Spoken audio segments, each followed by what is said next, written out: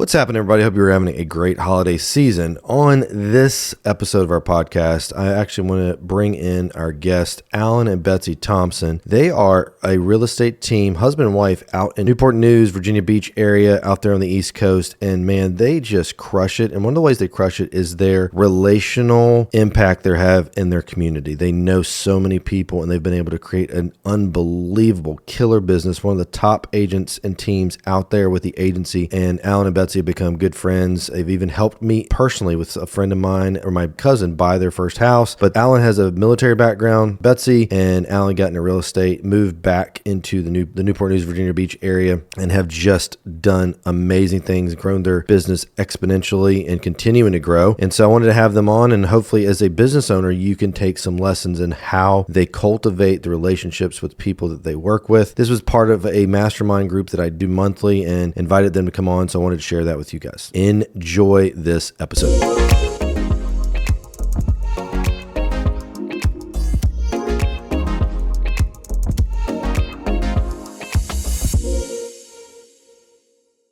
These guys do, they're out in Virginia Beach with the agency and brokerage and team, but they have done an incredible job with working their database, their sphere. So I wanted us to learn from the best. And by the way, Alan and Betsy, we're 1 month into birthday donuts. It's been great. So Good job. We added that into our marketing plan. It's unique to just like getting everything sorted. With some weeks you may have no one, and then the next week you have like a lot of people. So, but it's been one of the favorites we've gotten from everybody. But I wanted you guys to come in and just kind of share, maybe even share your story. And then everyone's, some people are brand new, and some people have been here for a long time.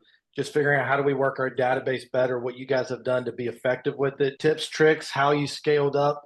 Trust me, I'll have questions as we go along, but I would love to, you guys go ahead and share your story, and then we'll go from there. And by the way, these guys are Alan and Betsy, awesome people. Basically my brother's my cousin. I gave Betsy help sell their house and help them find a new one. By the way, they got a baby girl coming in. Man, what are we in now? I think can't remember. It's 2 months or 3 months, but yeah. We got their second coming in, so and they loved Betsy. So yeah, they were amazing. Great people. Some of my favorite clients ever. Hopefully, we'll see them this weekend because they do come out to the pumpkin patch. So okay, cool, good, awesome. Well, I'll give you guys the floor. Well, I don't know. We're Alan and Betsy. We're in two different offices right now. That's why she's in Chesapeake. I'm in Virginia Beach. So, two different things. But we came back to our market. I've been in real estate forever. 35 plus years. Betsy's been in it about 10 years now, and 9 years, something like that. We came back. We were semi-retired and living in Florida, and decided we were bored and too young to do that. And so came back to Virginia Beach, Chesapeake, Hampton Roads, Virginia area, which is home. Betsy was born and raised here.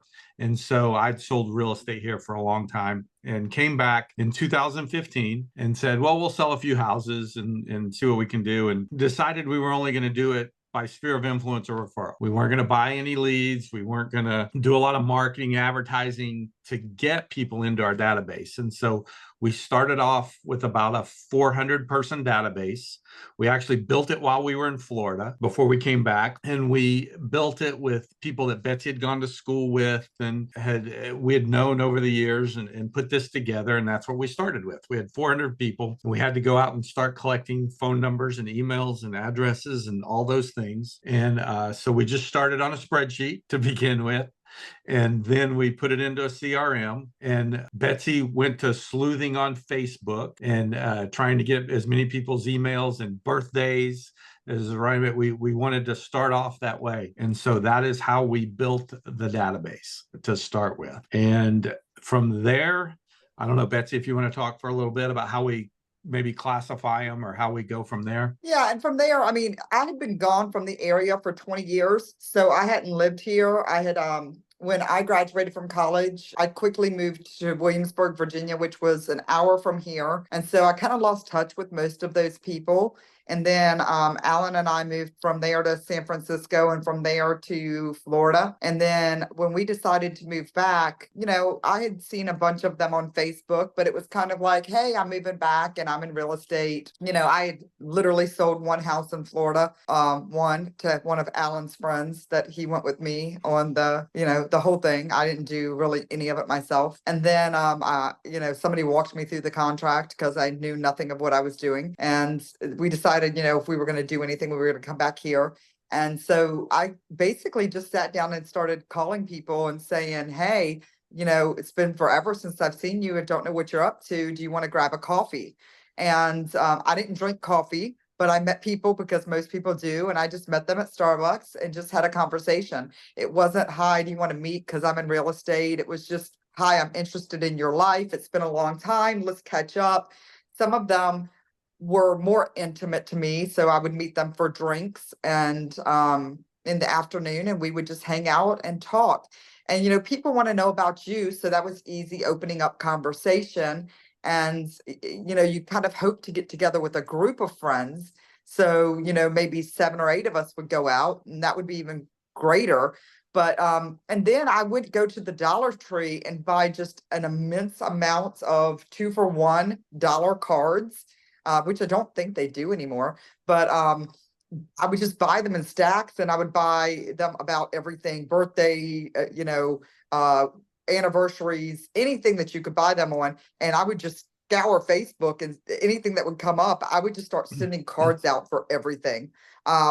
And then I would just, every day my thing was, Alan and I had 2 home offices, and it was, my job, because he wasn't the people person, he was the systems person. It was my job to call all these people. That's funny, they do, but they're $1.25 now. I love it.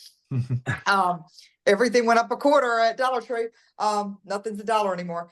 So I would just sit there and make phone calls and just call people about life. And, everybody wants to know about you. And so I would say, my husband has been in real estate for forever. So we decided to come back here where he sold for, 20 years, and tell them what basically he had done before. And, we're in real estate now. And, so that kind of put me top of mind for them. And basically, that's how I developed the database. And I would tell them, hey, we're going to do an event, because we had already started saying we're going to have this one event. And that gave me something of value for them. So our first event, we came back in April. So we decided we were going to do a summer sizzler in July. And a summer sizzler it was. It turned out to be 106 degrees out that day. And fortunately, we had snow cone truck there, and we just rented the city park, and we had a food truck, a DJ, and a snow cone thing. We had like 40 to 50 people show up. That was about it for the first one. And so when we looked at that, if you consider our database was 400 people, well, that wasn't too bad, but that's how we started, was doing that. And but out of that came some of our first transactions. We'd had a couple before then, but that's really what started the role, was getting in front of people and having that. And so, like anything, we classified our people. You probably heard A+, A, B, C, D.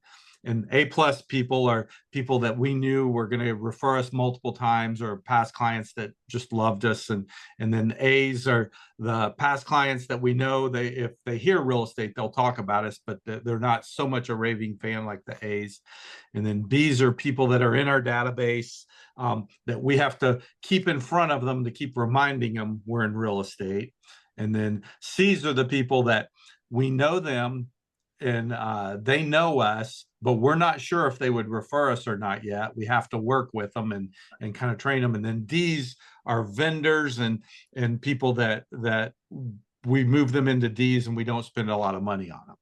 And so our philosophy was, we're only going to spend money on people in our database, and nobody goes in our database that we don't know by name, and they don't know us by name. So that was a total different philosophy. If somebody called us on an internet, they happened to see a listing on the internet, we pretty much would give them one shot to come in and meet us. If they didn't, we kind of let it go, because we said, we're only going to focus on people in our database and spend money on people in our database. And so that's how we started. And the real thing was how do we make our database really deep, which means getting kids' names and anniversaries and birthdays and those important things. And a lot of that is a lot of Facebook stalking. And when people, And do you they see, have dogs? do they You want have to know dogs? And cats, so what? Mhm. the next thing we did was we did a pop by. We came up with some little cheesy thing. I forget what our first ones were, but we did all the things like at Easter, have your peeps call our peeps, and there's a package of peeps in the bag. But we learned if they had a dog, we marked it, and we knew we could put a dog biscuit in that bag for deliveries to their house. And so we started trying to do things, and we use Facebook a lot but Betsy's very good at it. We tell people we use Facebook to gather information. And so if somebody's kid gets accepted to university, Virginia Tech, well, we may send them, you can go on Amazon and send them a Virginia Tech baseball cap. Congratulations, boom, boom, boom. And so we would take what we learned on Facebook and take it offline. Everybody likes things. It's important. The least we do is comment, but anything we can take offline, we take offline. We have in our supply closet pink and blue baby blankets. If somebody has a kid and we see the name and they announce it on Facebook, in 24 hours, we can have it monogrammed and delivered to their house. And so we try to take that information, and I was an intelligence officer in the Army. And so I'm big on collecting data and analyzing it. And that I'm the numbers analytical. And so I would look at everything like that and analyze how we do it to how we could grow the database. And Betsy's the communications major. And so she's the social butterfly. And so it was her job to reach out. She writes birthdays. So Ryan talked about our donuts. About our top 500 people get donuts the week of their birthday, delivered to their house. They're a dozen donuts from a local bakery, and they're all unique donuts. It's not like a normal Krispy Kreme. They're unique donuts, and with our sticker and happy birthday written on the box. And they go. The next 1,000 people in our database get a handwritten birthday card. And we had envelopes printed, and the envelopes on the outside say, "Today's your lucky day," and it's $1 scratch off ticket inside. So if they win, believe me, if they win $5, $10, $50, they're posting a picture of that on Facebook and social media and helping promote you. So our birthdays and anniversary cards, like Betsy mentioned in the beginning, they came from Dollar Tree. Now we custom print them, and we have our own printed, branded birthday cards. But all of those different ways of touching people, whether it's phone, handwritten notes, text, calls, all of that became critical on how we could build our database. Today, in the beginning, our database was about 400 people, and I knew the database was worth about $500 per person in it per year. So that meant the database was worth $200,000 in commissions. Today, our database is about 1,600 people, and it's worth $1,100 per person. So our database this year will generate almost $2 million in commission this year out of our database. We'll do about 150 transactions. We did 154 transactions, and 94% called us to list or sell their house. They were in our database, or they were referrals. So quick question, ahead, Alan, because you're like where you guys have scaled it to, obviously is super impressive. I want to dive in real quick because I know you got a bunch of other tricks, tips, all that stuff. But when you guys came back, okay, I think there's probably a lot of people here who have really wanted to engage with their sphere, their database. Betsy, I know you're amazing. You're supernatural. You can talk to anybody. I get that. What's mind-boggling is you're in Florida and you created this database. Like the majority of the people in there, when was the last time you talked to them? 20 years. 20 years ago. Okay, so that being said, there's a lot of people had never been in real estate before. Oh my goodness. So there's a lot of people here are like, who they're talking to people way sooner than 20 years, and they're still very nervous or, skeptical. What do I say? How do I make that transition from, because this is what I feel like. Once they're in your database, they're kind of locked in. They're part of your ecosystem, and you're going to be. They're now used to that. But that initial phase of getting them into that. Any thoughts on how you were able to do? I can understand how you identify the people, but how did you kind of work them to where they're now going, you're one of our people, and here's what you can expect from us. I know you said the coffee and all that, but go ahead. The most important thing is you got to show them you care about them more than they care about you at that time, because they don't know you. So right. So I always said, number one is making sure that you care about them more than it's never an ask. So it's always showing them that you care about them, that the conversation is always about them. The conversation will and then turn to you. That's a natural thing. If you're asking about them, they're going to in turn ask about you and what you're doing. So you never want it to be that you're calling them for an ask. And that whole BS about, hey, that end term that Brian Buffini says on, hey, if you ever got anybody in real estate and they're looking I'm here for your referrals, please, don't do that, because then you're calling them for an ask. It's always that you're calling them. That first conversation can never be an ask for anything. That entire conversation has to just be, oh my gosh, I just was thinking about you. The easy way to get into a conversation is if you're friends with them on Facebook. If you're not, you can still stalk them and just say, oh my gosh, I just saw this and it just made me think about you. Or if you're not, oh my gosh, you just came up in my mind and I was just thinking about you. And so funny, it just made me call you. I just wanted to see how you were, and it's been so long. So if you're start the conversation. If you're stalking them on Facebook and you're not friends for some reason yet, which you should be, friend them. But if you're watching what's happening, like I say, I was an intelligence officer in the military for a lot of years. And so I look at things and think, okay, am I going to just happen to call them and a topic comes up that I know this is in the background? As soon as I say it, they're going to roll into it. Or am I going to call them because I saw that? And our thing is Facebook. This year we'll make about 250,000 in GCI off of Facebook, all organic, all from something that we saw that initiated a conversation. And when we first came back, like I say, Betsy was nervous. She'd never sold real estate in her life. So she didn't have a lot of knowledge on real estate. So it was easy not to talk about real estate.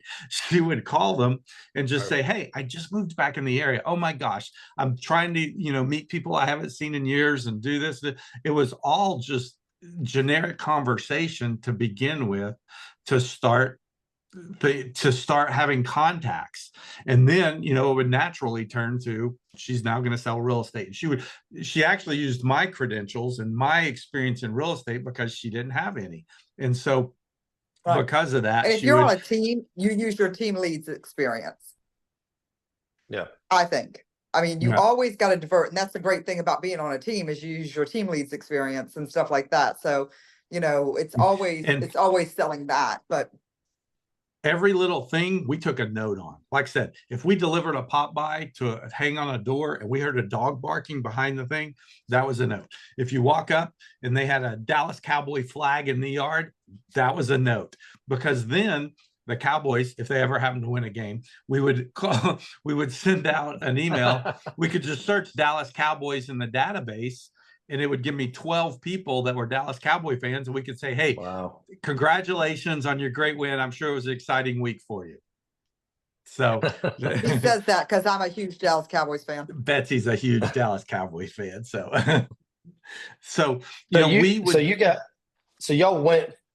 basically you came in and you just tried to have as many conversations and build that first initial database. And was the majority of those with like physical in-person appointments, or was it a mix of phone calls?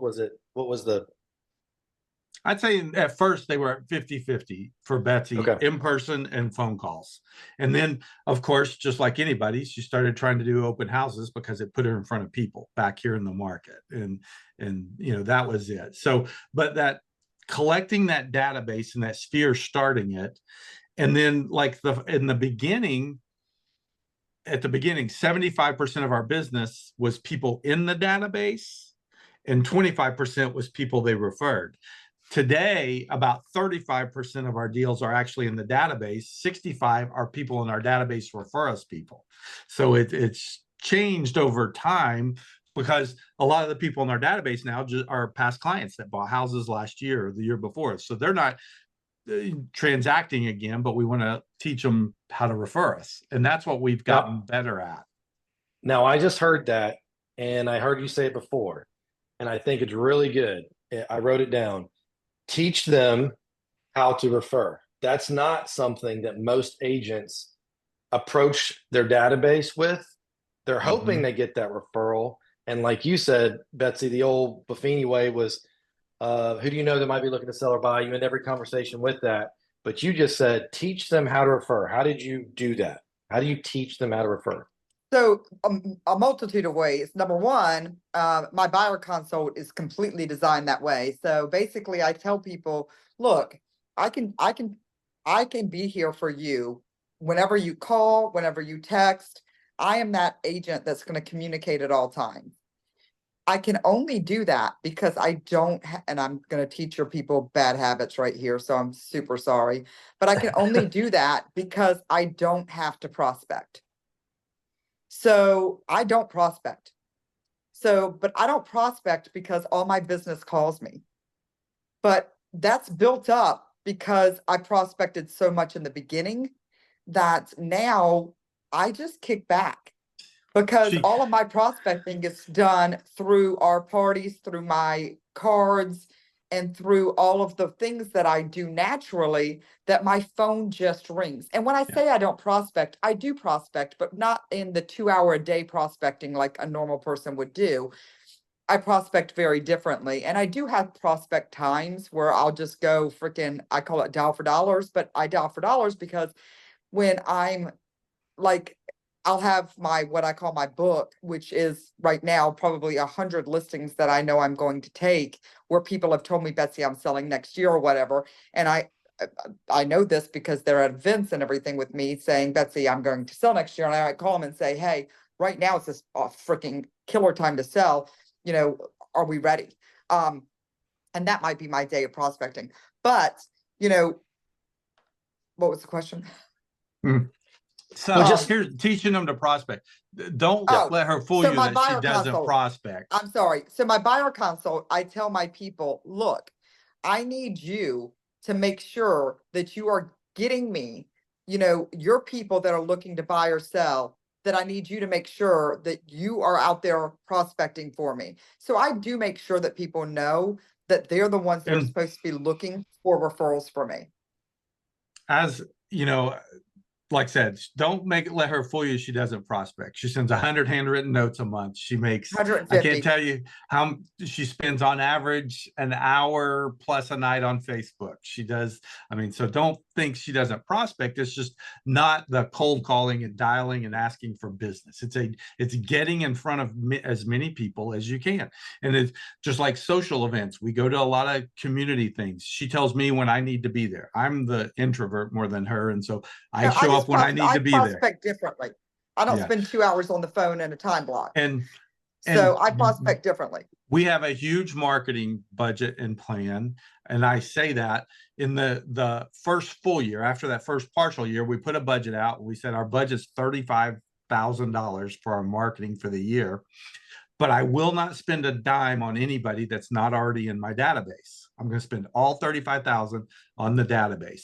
Well, last year, my marketing budget was $175,000, but it's about a 10-to-1 return. So that generates 1.8 million in commission.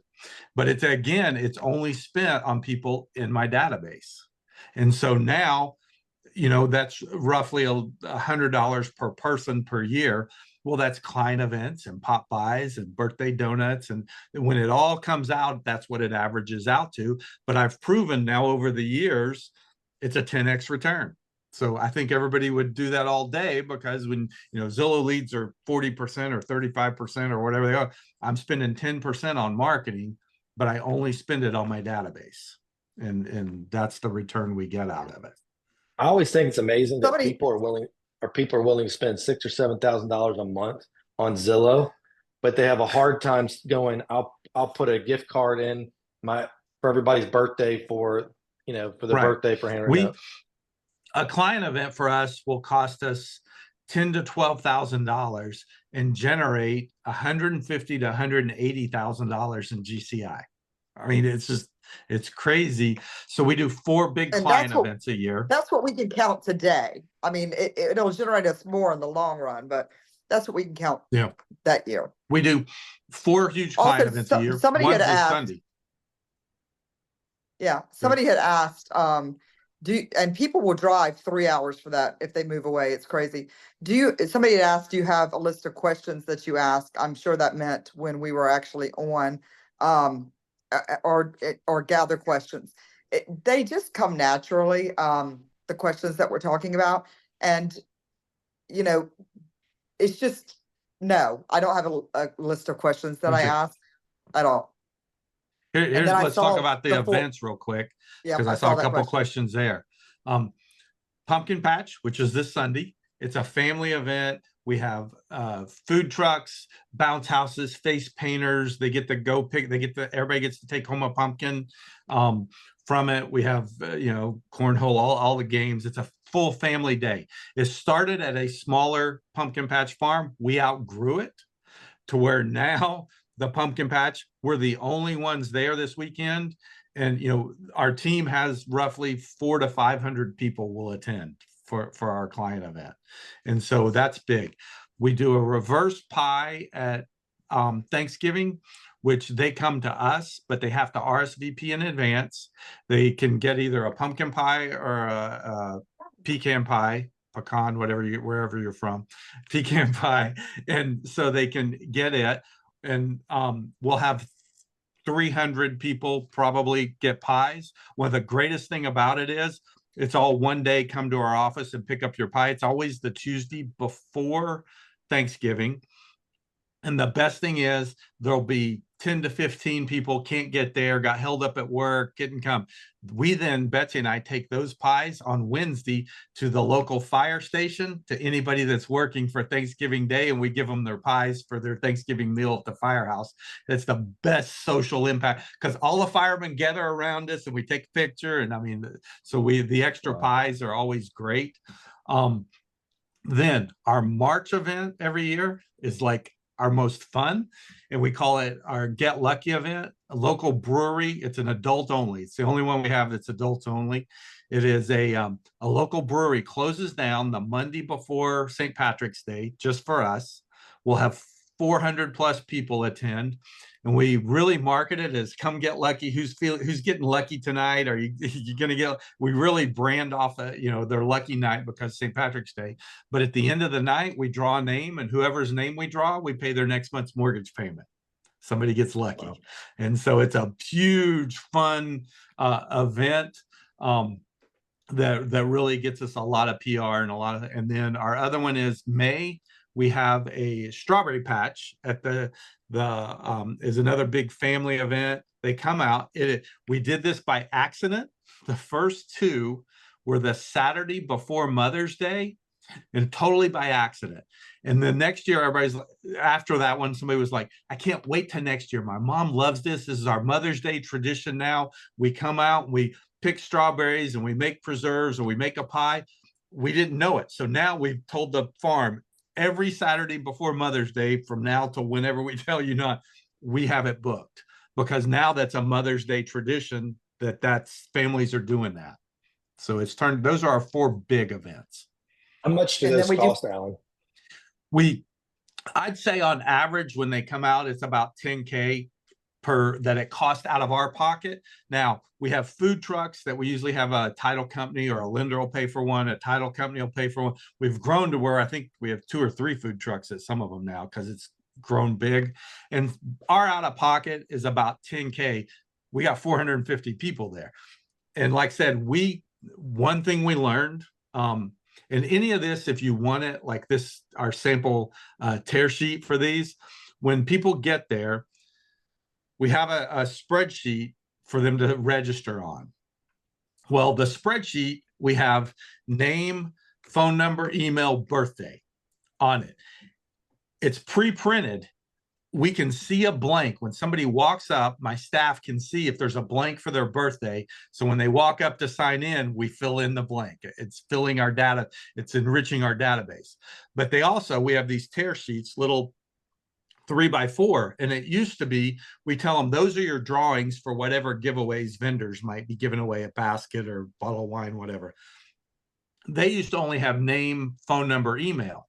We now have 3 questions we have on this, and this is crucial, is that we'll ask them, say, do you know anybody that's interested in buying or selling real estate to tell us? Then we have, would you like an equity evaluation for how much equity you have in your home? And then it's just, do you have a real estate question that you would like to ask us, you would like us to contact you on? Those 3 things, they're check boxes. Well, if we have 450 people come in, we might have 37 of those checked a box. Guess who Betsy's contact list is the next day? Yeah. The next week is those 37 people.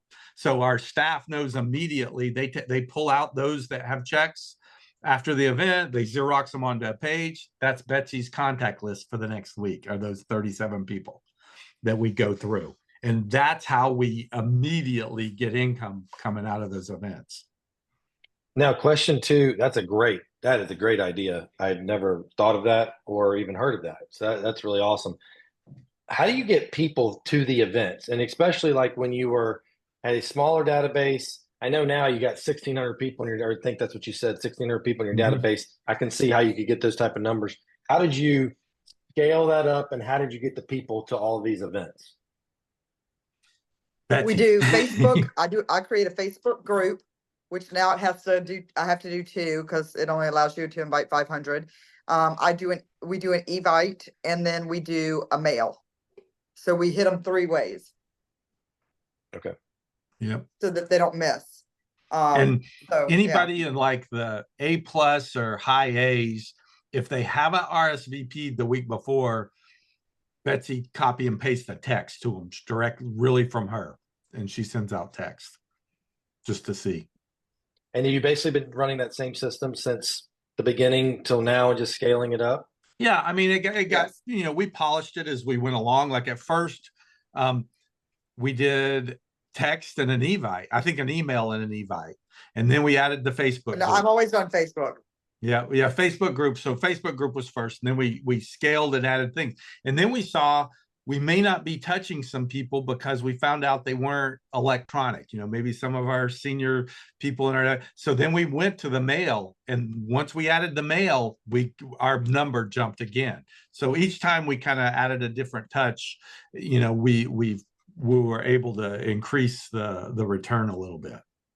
And then when you have these big events, I mean, like this one you have this weekend, sounds like you'd have to have a gosh darn huge staff to keep it on. How are you like managing the event, shaking hands? Registration desk was always, our daughter just went to college, so we had to get replacement high school kids. But before that, she was responsible for getting 2 friends to man the table. I paid them food and minimum wage, and they had to sit and man the table for registration. So that's registration. We do have a 4-person team staff, administrative. The 4 of them run and set up the whole thing. Now, the farm we go to holds events consistently. They hold weddings and different things there. So they actually set up the tables and the tent and stuff for us. But our staff sets everything else up. I mean, they're really good. So, I mean, like say, we'll have our 4 first couple staff of years there. Though, we had to set everything up. But and they register, they can either register on Facebook, they can call in, or they can evite register. So we do have to check 3 different ways, because if they get the mail, somebody asked this question, that's why I'm answering it. If they Mhm. get the mail, they have to call in, and they call into Amanda. And if they do the Facebook, she just checks through and does it. And if they do the Evite, she checks through. So she keeps tally of everybody who's coming. And, you know, like last year, we finally thought, oh, the mail thing, we need a QR code. Well, the QR code takes them to the Evite now, you know, I mean, so now, I mean, it's just an evolving as we get better to try to find ways to get people in it. Another thing that we Got it. do that is very, very profitable is flags. And Oh. Alan, you can talk about the flags, because the flags are very, very big. Yeah, we're a military patriotic town here, you know, had the largest Navy base. We got every service here. And so you know, I'm a veteran, and so we started out putting flags in their yards. I think we started it 2 times. Now it's 3 times a year, and I think we're going to 4 next year. That we will put a flag. Memorial Day, July 4th, Veterans Day. We're going to add Patriots Day because there's a long period of time between one and the other. So we're going to add the 4th one next year. And we're up to about 1,000 flags now. We started out with like 200. It was Betsy and I driving, her in the passenger seat, one of us, and driving and putting it at their mailbox. Now we have about 1,000. So what we do is Betsy and I, our neighborhood's 168 houses. And so we do it. We have a little cart. We run through the neighborhood, one down one side, one down the other. We do our neighborhood, but we do a video of it and everything. A lot of people that don't see our delivery people think we deliver them all, because they see the video. Hey, it's Flag Week and us going out. But now we have high school students that do the flags. We get them in pairs. We usually have probably 3 pairs to hit everybody in different areas over a week's period of time. We always have to tell them one drives, one gets in and out, so you're not having to park, because that takes a lot of time. So they just drive up next to the mailbox, put the flag in the yards, go to the next. There's a card we have pre-printed. Thank you. We love this country we live in. You know, home ownership is the American dream, blah, blah, blah. It's got a military person on one side, another card on it, our picture and contact information. And it is a huge, huge, people posting them on their social media. The flags are really a good impact for the community. I tell people We get posted on Nextdoor. We Yeah. get posted on Nextdoor. If there's a Facebook page for the neighborhood, we get posted on that. Look how beautiful our neighborhood is. Thank you, Betsy and Alan. Yeah, whole different social media thing. But, you know, we try for social media, 1/3 real estate information, 1/3 personal information, her and I, which we can be funny sometimes, our social life, and then 1/3 community things. And so that is a big how we do it. You know, we're very big on the community. We have a sign out in front, you know, of our office that we change the letters, and it's funny most of the time, but we also support community things and new restaurants. Hey, new restaurant, go try this. Hey, new this. So we're very big on community impact. A huge part of what we do. So what do you have, like a printed out, if you're willing to share, your marketing plan? Oh, yes, we do. And then That's actually our most requested thing. Like, we spoke at Tom Ferry, 6,000 people. I can't tell you. So we do. If you will give me an email, or I don't know if you have a website for this or what. Yeah, I'll send it to you, Yeah. Ryan, and I'll send you the PDF of it, and you can see our whole market. And don't be concerned that it's $175,000. Like, say, it started out at $35,000, and it doesn't even when the year it was $35,000, it generated 400,000 in GCI. Now it's 175. It'll generate 1.8 to 2 million in GCI. So, I mean, it just look at it. Do you do different things for each of your tiers, your A+, your A, your B's, your C's? And if so, what kind of examples could you give me for that? Yes.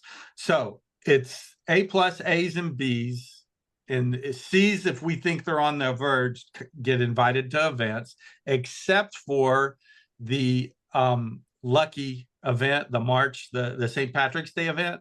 That is only people that have bought, sold, or referred us people. We've actually made money in some way, or they've attempted to refer us that maybe, in the works, or so.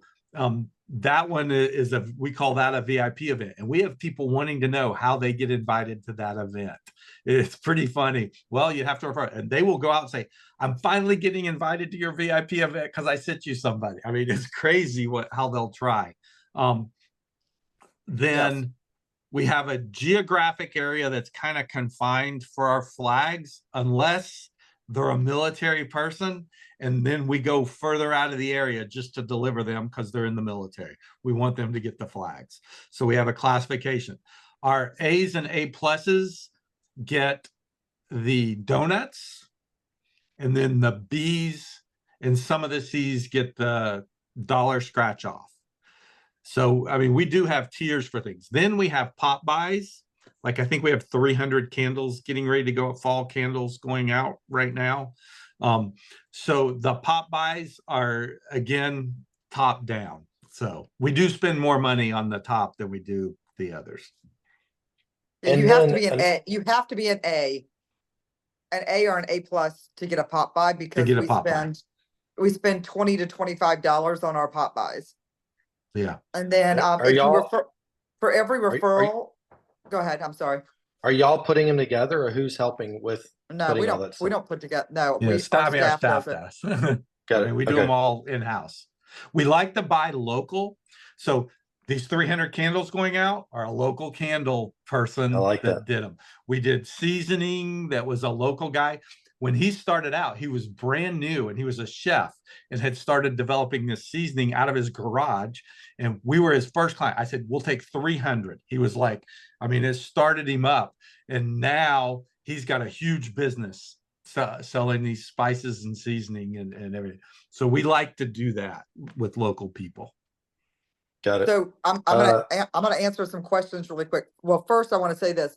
If you refer us somebody, immediately you get a set of Cutco. We have to keep switching them up because so many people refer us so often. So we did have the ice cream scoop and the pie cutter as one. Then we switched it up to other things. So that's a great thing, because you want to make sure when people refer you that you do support them referring you by giving them something really cool. Second, we have 4 staff. Our 4 staff are, because somebody asked this question, one's an operations manager. The second is a transaction coordinator that supports the operations manager. The third, which honestly, I doubled my business when this actually happened. We call her the contractor wrangler. So when I go to a house, she is the project manager. When we go to a house and it's a listing and it needs any kind of work, I turn it over to her. She also goes to all of home inspections. She puts the signs out, the lock boxes on. Deals with any picker repairs or home inspection repairs, y'all might call them, anything like that. And then then I have 2, more staff. We have full-time marketing person, and then I have 2.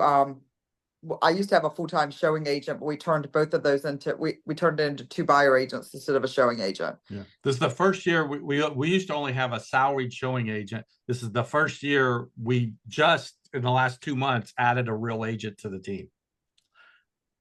Before, with Betsy and I and administrative staff, we could do 150 transactions a year. Right, but one of those is still part salary, because she goes with me on listings and everything, and she gets paid differently. Takes notes. Yep. Yeah. And then how do we classify the A, B, C, and D again? Somebody asked that. An A plus is somebody who heavily refers. Let's just say they send us 5, 6 referrals a year. Then an A is somebody who's bought, sold, or refers, because some people aren't going to buy or sell a house, but they do refer us business. And then a B is somebody that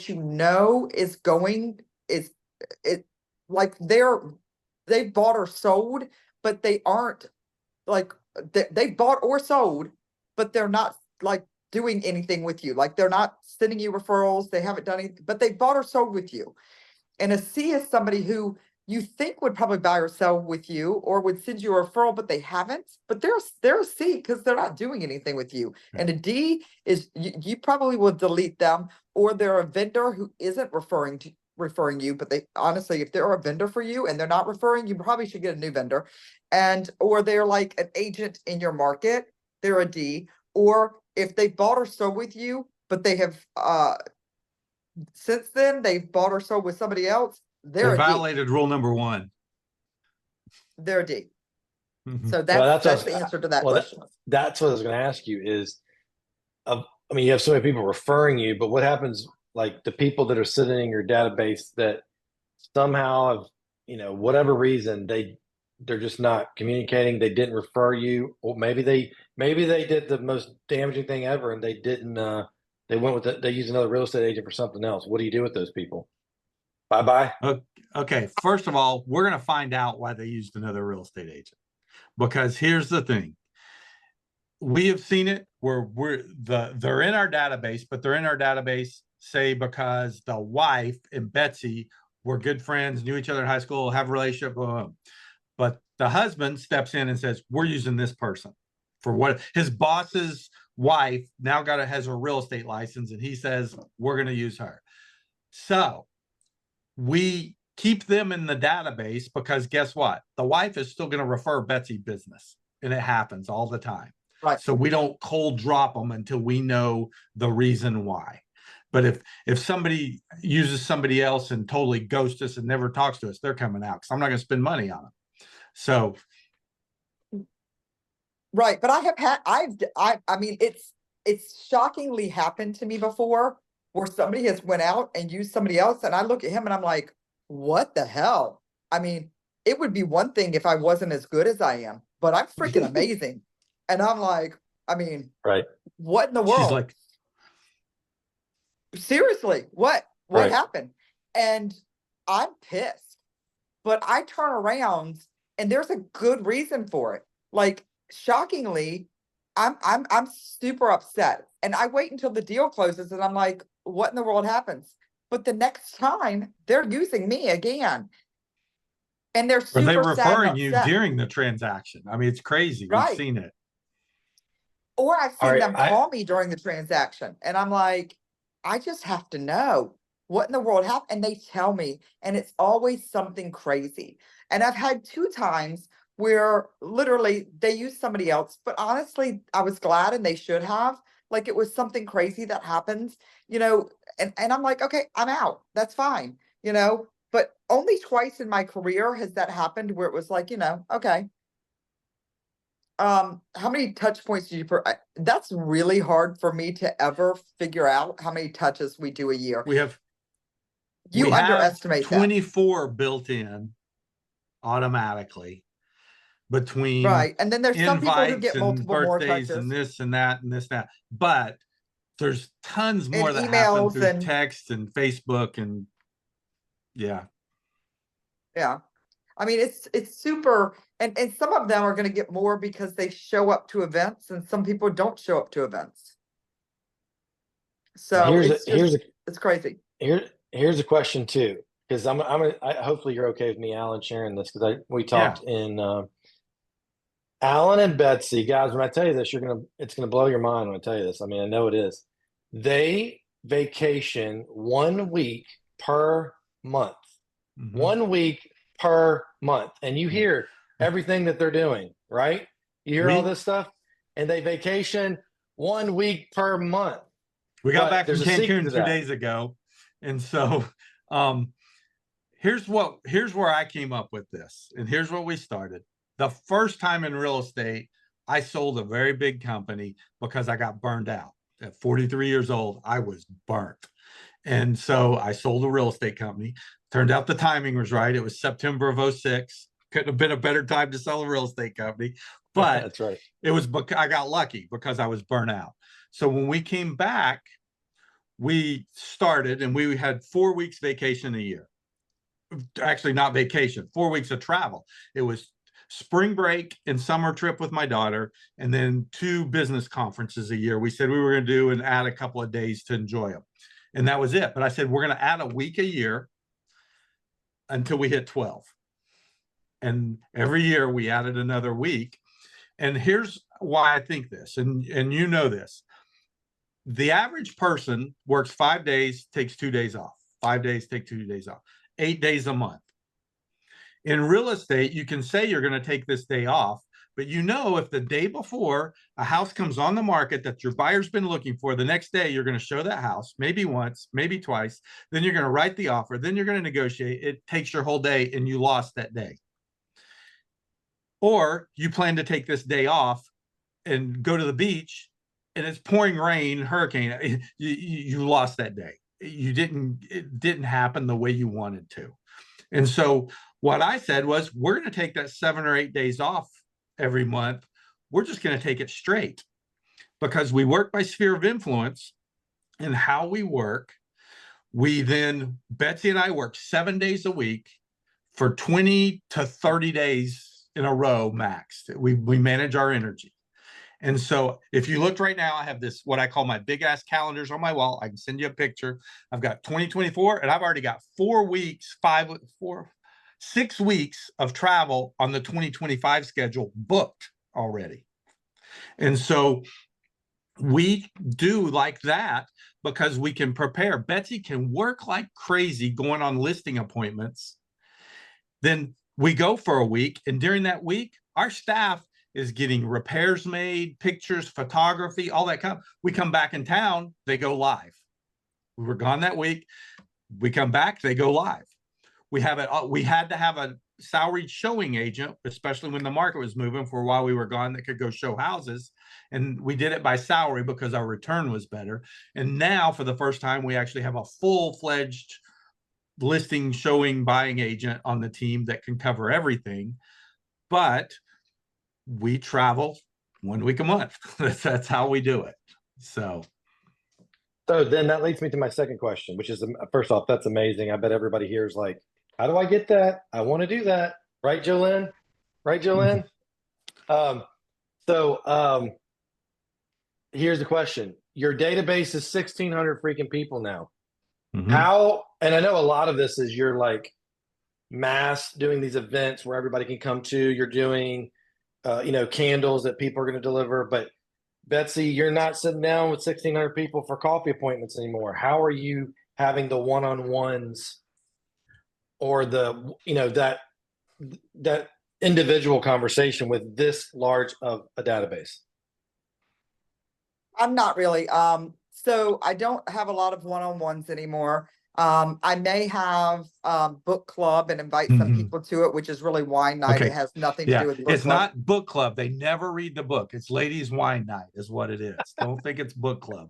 Right. It is. It's ladies wine night. But here's the thing. And when I started doing that, I did that so that love book club too, Jolene. It's definitely not book club.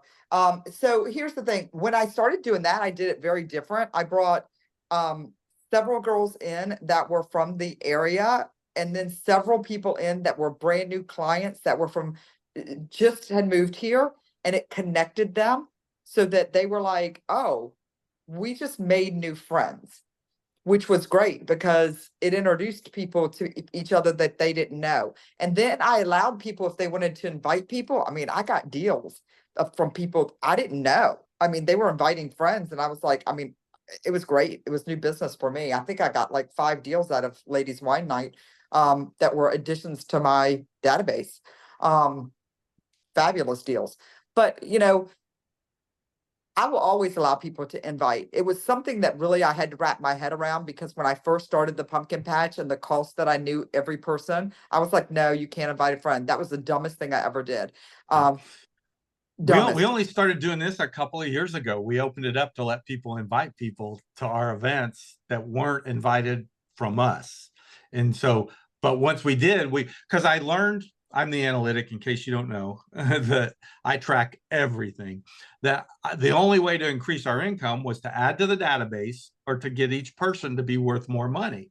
And so it was to get each person to be worth more money. We touched them more. We taught them to refer. We did certain things. But to add to the database, we were adding 100 to 200 people a year, 100, well, past clients, but some of your people move out of the area. And so we were getting about 100 net per year. How did I increase that? I started letting our people invite people to our big events, our pumpkin and our strawberry patch event, they can invite people to.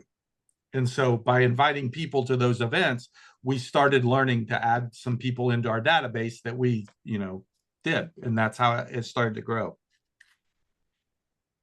Got it. All right. Well, we got 5 minutes left. What questions do you guys have? And then, as anybody else is in the mastermind, if you got questions, last just couple things. Any special? I mean, okay. What I would ask you guys to think through is most people are not at where your game is at right now. Your game is through the roof. You are the example of how to do this. What are the stepping stones and the key things to focus on? Because there are a million things you can do. What are the key things to focus on to get to where you're at? Probably from the person who's brand new and hasn't really done much to their sphere to someone who's doing a lot but really needs to scale it up. I would love to hear your thoughts on that. Brand new, I would say, would be hit the phone and send out note cards. The next thing I would do would be add an event. Actually, the next thing I would do is add pop buys. The next thing I would do is add an event. And be doing one-on-ones. The key thing is think about quality over quantity and going deep on your database. Here's the thing. Everybody knows 5 real estate agents. Whoever has the best relationship wins the deal. That's what it comes down to, no matter what. Trust. So trust and caring. They trust, like, and know you. I tell people, if they like you and they trust you, it's a done deal. If the one of them, it's 50-50. If none of them, you're probably not getting the deal. So it's go deep on the relationship, learn how to, don't just like stuff on Facebook, at least type a comment, take the time and take what you see there and go to the real world. Write a note card. Hey, congratulations. I saw this on Facebook, boom, or I heard this, boom. That extra step is the difference. And so in collecting as much info as you can, like say, it's quality over quantity every day of the week, because they all know agents. You've got to be the one. And if you build a really great relationship with somebody and they trust you, it's you just don't lose. So right. I mean, I'll shop at a specific store because that store writes me a handwritten note card after I shop there. Even though, I mean, there's other stores to shop at, it's because they made me feel special. So. Yep. I wrote down, just to compliment you guys, and key points that when I look at what you guys have done is you guys work really hard. I know you vacation once a week, but hearing what you do and the amount of staff and the people, y'all work really, really hard. So that's a lesson there for all of us to take. One is, the second thing I wrote down is you're extremely plugged in to your neighborhood, to your database. It just feels like, even though you have 1,600 people, I couldn't even imagine, but it feels like you know them all so well, and you know your community. Like, being plugged in is such a huge part. I think you're the masters of Facebook as far as how you've used that to grow your business. That's the other third thing I wrote down, just like, how can you utilize, if you're an agent out there, how can you utilize Facebook more? Your SOPs are legit. And then the last thing I wrote down is y'all are very, very strategic. And I'm sure that's where it's gotten you today, is just taking each thing and being super strategic with it. So Alan and Betsy, y'all are super awesome. I'm super inspired by y'all, and thank y'all so much. Anybody have any last minute questions for them before we go? The vacation thing, I will emphasize, is important because I want you to think about, when's your most productive week? It's the week before vacation. You're like knocking things off your checklist, you're productive. And then the week you come back, you're all energized and you've got energy. We have that every month, those two, and then we got a week or two of grind. But we can always see that next one. So we work 7 days a week and go at it, and then go out of town.